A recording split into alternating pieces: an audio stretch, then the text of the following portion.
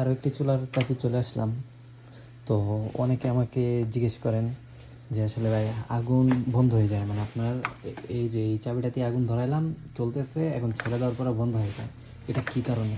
তো অনেকে জানেন, আবার অনেকে জানেন না। তো যারা জানেন না মূলত তাদের জন্য আর কি বলতেছি।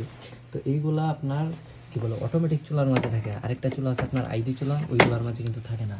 তো এটা আমান বলে অনেকে, বা আবার অনেকে হাসাসও বলে থাকে।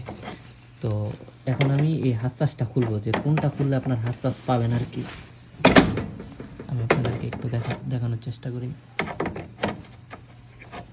এই যে দেখুন, এই জিনিসটা হলো আপনার কারেন্ট মারে, ঠিক আছে। আর এটা হলো হাসাসের, মানে যেটা আগুন একটু হিট হওয়ার পরে আপনার ছেড়ে দিলে আগুন চলবে। তো এটা যখন নষ্ট হয়ে যায় এই হাসাসটা, তখন অনেক সৌদির সাথে কথা বলে ক্যান্সেল করা হয়। আবার অনেকে যদি চেঞ্জ করতে চায়, যারা চেঞ্জ করতে চায় তাদেরকে আর কি চেঞ্জ করে দিই। তো এই সৌদির সাথে ঠিক তেমনই আপনার মানে ওর সাথে কথা হয়েছে যে তুই চেঞ্জ করবি কিনা, ও বলতেছে না চেঞ্জ করবি না।